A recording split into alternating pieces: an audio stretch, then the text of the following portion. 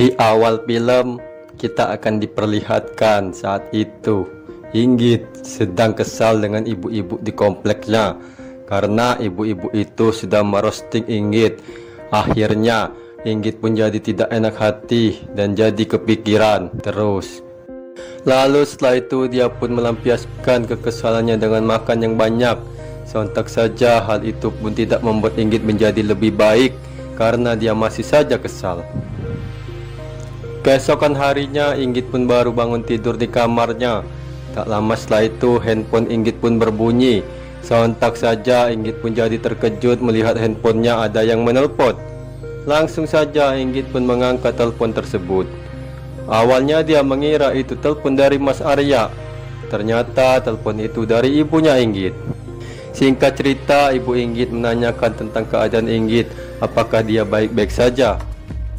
Lalu Inggit menjawab kalau dia baik-baik saja. Setelah itu ibu Inggit bertanya, kenapa kamu baru bangun tidur? Bukankah hari ini adalah hari kuliah kamu? Mendengar hal itu Inggit pun berbohong. Dia berkata kepada ibunya kalau hari ini dia sedang libur kuliah. Sontak saja mendengar hal itu ibu Inggit pun percaya. Tapi rupanya Inggit tidak tega membohongi ibunya itu. Lalu dia pun berkata jujur kalau dia tidak kuliah karena dia saat ini sedang hamil lagi. Sontak saja mendengar Inggit hamil lagi, ibu Inggit pun jadi senang sekali karena dia sudah lama mengidamkan memiliki cucu dari anaknya itu. Lalu ibu Inggit berniat akan datang ke rumahnya Inggit untuk menjenguk Inggit karena ibu Inggit ingin menjaga Inggit. Alhasil Inggit pun jadi senang mendengar ibunya akan menjenguknya. Lalu setelah itu ada orang yang mengetuk pintu rumahnya Inggit. Alhasil Inggit pun membukakan pintunya. Saat dibuka ternyata dia adalah tante yang tinggal di sebelah rumahnya Inggit. Melihat hal itu Inggit pun jadi kesal karena tante itu sangat kepo sekali dengan kehidupannya Inggit dan Arya. Lalu tante itu memberikan makanan untuk Inggit. Setelah itu tante itu ingin mengobrol dengan Inggit. Awalnya Inggit malas mengajak tante itu mengobrol, tapi setelah tante itu cerita masa lalunya yang kelam, Inggit pun jadi terharu. Singkat cerita, ternyata masa lalu tante itu sama seperti Inggit. Dia pernah mengalami keguguran seperti Inggit. Tante itu jadi sedih karena anak perempuan satu-satunya telah meninggal. Dan dia sekarang merasa kesepian sekali. Sebab itulah tante itu pun selalu cerewet dengan Inggit agar Inggit selalu menjaga kandungannya. Mendengar hal itu Inggit pun jadi sedih setelah mendengar ceritanya tante itu. Dan malam pun tiba. Saat itu ibu Inggit sudah tiba di rumahnya. Melihat ibunya telah datang, Inggit pun langsung mengajak mengobrol ibunya. Dan terlihat mereka sangat senang sekali karena sudah lama sekali mereka berdua, ibu dan anak, tidak berjumpa. Lalu Inggit pun menyuruh ibunya untuk masuk ke dalam rumah. Alhasil setelah itu mereka berdua pun mengobrol. Singkat cerita, ibu Inggit menyuruh Inggit untuk selalu menjaga kesehatan supaya bayinya Inggit jadi sehat. Lalu Inggit pun berkata kepada ibunya kalau Mas Arya menyuruhnya untuk mengambil cuti kuliah. Tapi Inggit tidak mau karena Inggit takut bosan kalau setiap hari di rumah saja tanpa ada kegiatan sedikit pun. Mendengar hal itu ibu Inggit pun menyuruh Inggit untuk menuruti apa kata suaminya itu. Di rumah Widya saat itu Inggit dan yang lainnya sedang mengerjakan tugas kelompok. Alhasil setelah lama mengerjakan tugas, Inggit pun jadi lapar dan dia ingin makan es krim. Lalu Widya mengambilkan es krim untuk Inggit. Lalu setelah itu Inggit ingin roti. Alhasil mereka pun menuruti semua keinginannya Inggit. Dan yang terakhir Inggit pun pegal-pegal dan minta dipijit.